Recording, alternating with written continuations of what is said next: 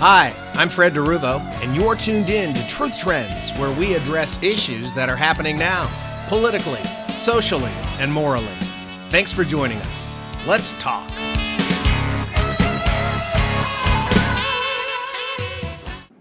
Hey everybody, Dr. Fred. It's another day, and therefore felt like doing another rant.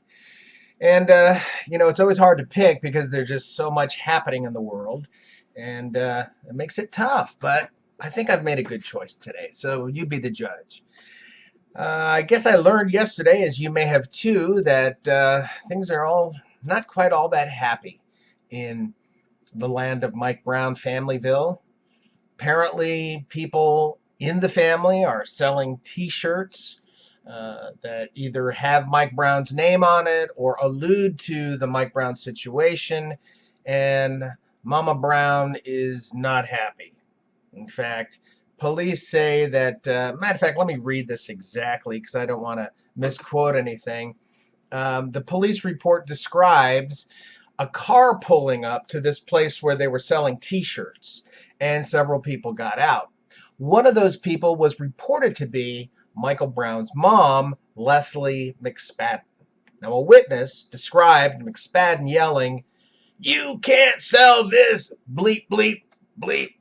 And one of the relatives who was selling reportedly demanded McSpadden show a document proving she had a patent. A patent on a T-shirt.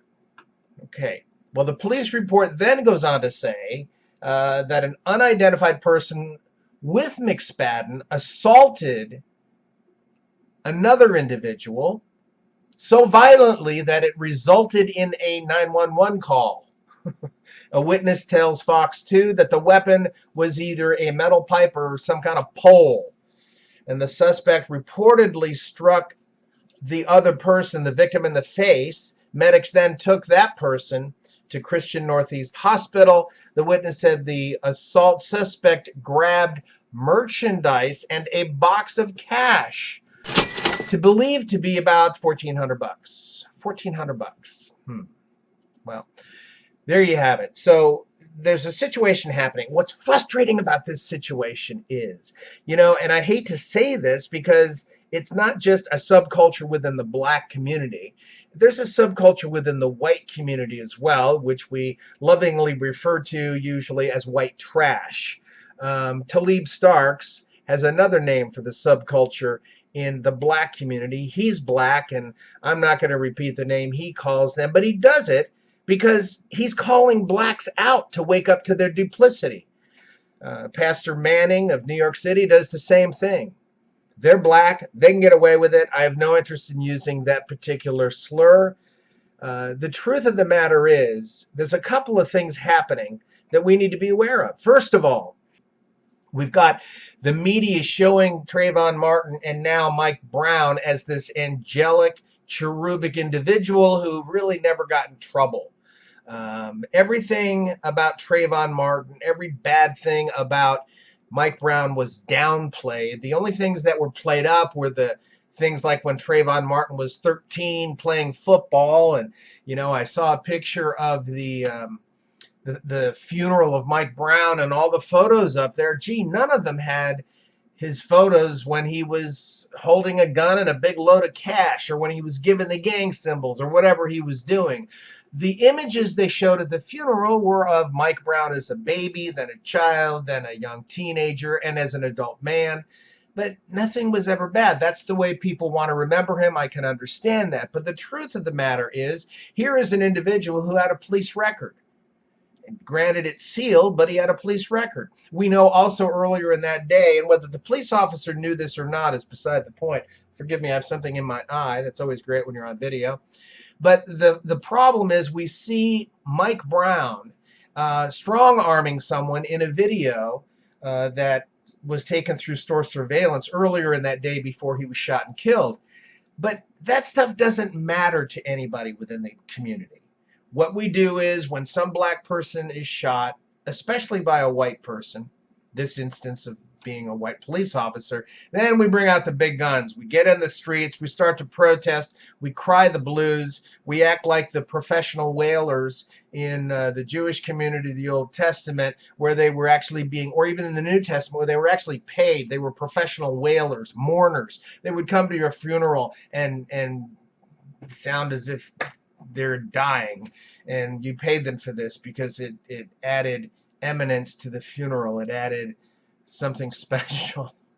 Um, Whatever, but that's just the way the culture was. Today we have the same kind of thing happening within the black community. When someone within their community dies, they don't care how it happens, really. They just want justice. And to them, justice means that anybody who raises a finger to anyone in the black community, whether they're deserving of it or not, needs to be apprehended, needs to be arrested, and needs to be tried and found guilty and then punished. That's basically the bottom line. It doesn't matter if the individuals were innocent of any wrongdoing or if it was self-defense. Nothing. It doesn't matter. We'll bring in good old Al Sharpton. He'll get things rolling. He'll get things going in his nice expensive suits and his coiffed hair and his pruny face. We'll get things going, and then it's up to the others in the community and sometimes other race baiters to go ahead and carry the baton further along. There's some interesting things that people have said with Twitter and some of their Twitter accounts where they say this needs to have been dealt with way in the beginning accurately, and it hasn't been. Well, it hasn't been. Why? Because blacks in that community have enraged people and done things to, I mean, they don't care about truth, is I guess my point. The facts don't matter. There's one woman on Twitter who says, blood's going to run in Ferguson if the police officer is not found guilty or acquitted. Of course, let's not talk about, he's not even going through a trial. She's referring to the grand jury investigation. And if they don't come up with something that, puts him on the defense stand as a defendant in a court of law, then they're not going to be happy. Blood's going to run. She goes, I'll be there. Well, okay, she's going to be there. Great. See, this is the type of mentality. It doesn't matter because in her mind, something has already been done that is wrong. She doesn't want to believe anything except the stated opinion. Senator, I forget her last name, Nasheed, she protested in the middle of the street after police requested several times that she and someone with her get out of the street. It was at night. Get out of the street, get onto the sidewalk. She refused and was arrested because of that. And lo and behold, this particular virulent anti-gun senator was found to have a fully loaded gun on her with 8 additional rounds in a magazine, and she also has a concealed weapons permit. And apparently, if you listen to her talk about it, she implies that she just got it. She doesn't say that, but she says, well, I've been getting a lot of death threats with this whole Mike Brown thing every day. Well, the Mike Brown thing isn't that old, so is she saying she just got the concealed weapons permit? But I thought she was so opposed to guns. But it's okay for her because she works in the government. No, it's not okay. Hypocrisy is never okay. So we've got these situations happening where people, as I mentioned yesterday in the previous rant, where people are they're just doing whatever they can, saying whatever they can because of how they feel. Their rage envelops them. Their emotions court them. The emotional factor in this situation is what guides their decision making. We've seen the whole thing. Trayvon Martin's parents, they get trotted out and go on all the talk shows, boo-hoo, let's cry some tears. The same thing happens with Mike Brown's parents. What about Dylan Taylor, a white man who was shot a week after Mike Brown was shot? And Dylan Taylor was also unarmed. And Dylan Taylor was white, and the police officer who shot him in Salt Lake City was black. I didn't hear much about that. Did you? Let's talk about black on white crime, because black on white crime far exceeds any amount of white on black crime. Between black on black crime and black on white crime, blacks are busy assaulting and killing people. And we're supposed to feel sorry, and we're supposed to believe that whites are hunting blacks? No, blacks are hunting blacks. Blacks are hunting whites. That's the fact.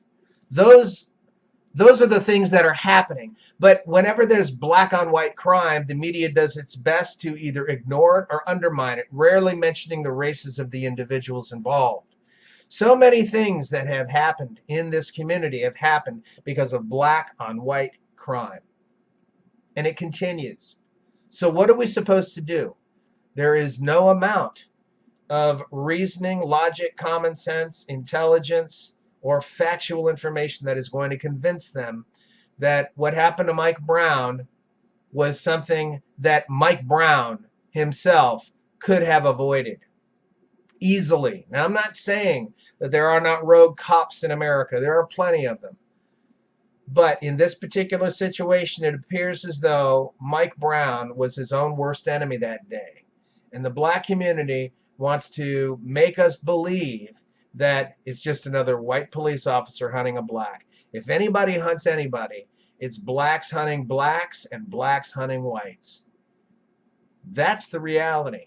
And you're never going to convince that subclass within the black community that that is the reality. They reject it. They reject it because they live like white trash on and off of the emotion that is created within them whenever they see something that they don't like. And I would like to invite other blacks to stop protecting the subculture of black trash in their community. Whites don't do it with white trash. Blacks need to stop pretending that they're one big happy community. They're not. If they were, blacks wouldn't be killing blacks. Blacks would not be hunting, assaulting, raping, and killing whites. We need to have black people stand up who are not part of that black subculture and stop defending. We need to have stupid white people who think that they've got a cause now to stop standing up for that cause. If you want a cause to stand up for, stand up against black on white crime and black on black crime. Let's start there. Let's start there. I'm Dr. Fred. Thanks so much for being with me today. Tune in next time. You've been listening to Truth Trends with your host, Fred DeRuvo. Thanks for joining us, and we'll be back with more issues that affect you next time. Join us then.